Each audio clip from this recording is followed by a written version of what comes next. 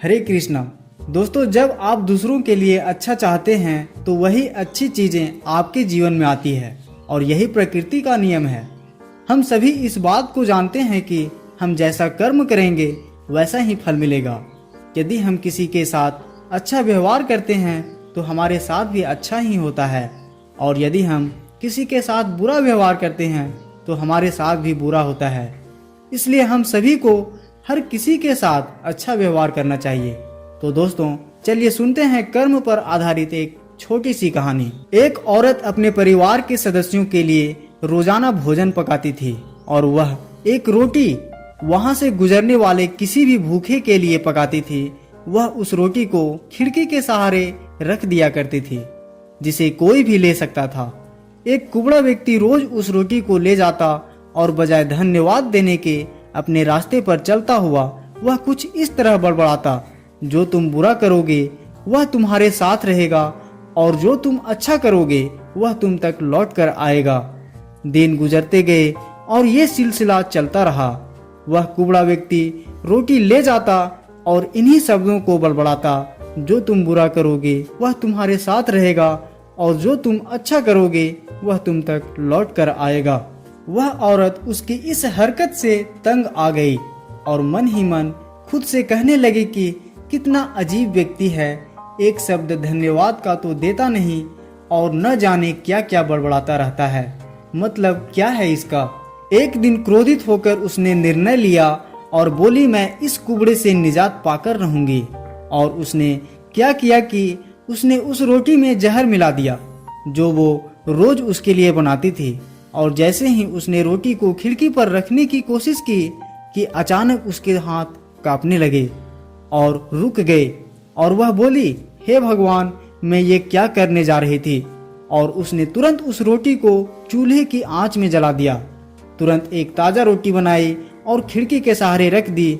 हर रोज की तरह वह कुबड़ा व्यक्ति आया और रोटी लेकर, जो तुम बुरा करोगे वह तुम्हारे साथ रहेगा और जो तुम अच्छा करोगे वह तुम तक लौट के आएगा, बड़बड़ाता हुआ चला गया, इस बात से बिल्कुल बेखबर कि उस महिला के दिमाग में क्या चल रहा है।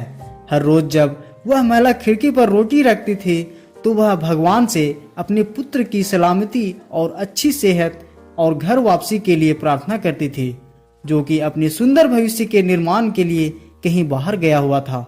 महीनों से उसकी कोई खबर नहीं थी। ठीक उसी शाम को उसके दरवाजे पर एक दस्तक होती है। वह दरवाजा खोलती है और आश्चर्यचकित रह जाती है। अपने बेटे को अपने सामने खड़ा देखती है। वह पतला और दुबला हो गया था। उसके कपड़े फटे हुए थे और वह भूखा भी था। भूख से वह कमजोर हो गया था। जैसे ही उसने अपनी माँ को देखा, उसने कहा, माँ, यह एक चमत्कार है कि मैं यहाँ हूँ। आज जब मैं घर से 1 मील दूर था, मैं इतना भूखा था कि मैं गिर गया। मैं मर गया होता, लेकिन तभी एक कुबड़ा व्यक्ति वहां से गुजर रहा था।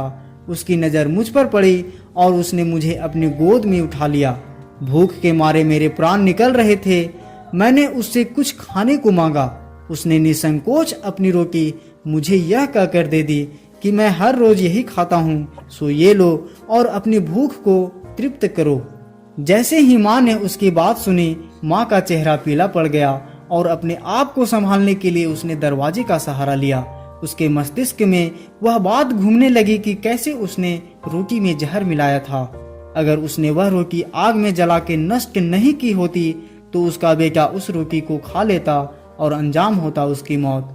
और उसके बाद उसे इन शब्दों का मतलब बिल्कुल स्पष्ट हो चुका था, जो तुम बुरा करोगे वह तुम्हारे साथ रहेगा और जो तुम अच्छा करोगे वह तुम तक लौट के आएगा। हमेशा अच्छा करो और अच्छा करने से अपने आप को कभी मत रोको, फिर चाहे उसके लिए उस समय आपकी सराहना या प्रशंसा हो या ना हो। यह थी कहानी।